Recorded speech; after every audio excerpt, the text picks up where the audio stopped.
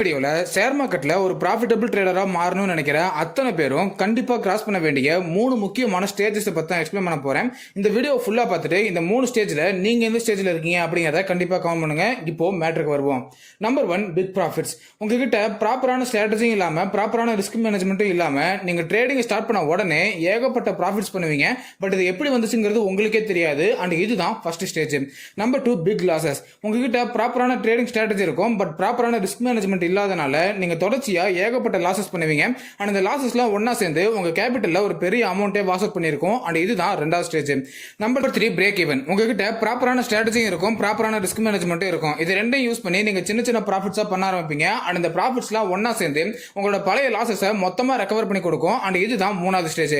So இந்த 3 stage நீங்க கண்ட்ரோலா கிராஸ் பண்ணிட்டீங்க அப்படின்னா நீங்க ப்ராஃபிட்டபிள் ட்ரேடரா மாறதை யாராலையும் தடுக்க முடியாது. சோ இந்த 3 ஸ்டேஜ்ல நீங்க எந்த ஸ்டேஜ்ல இருக்கீங்க அப்படிங்கறத கண்டிப்பா கமெண்ட் பண்ணுங்க. நாளைக்கு வீடியோல பார்க்கலாம்.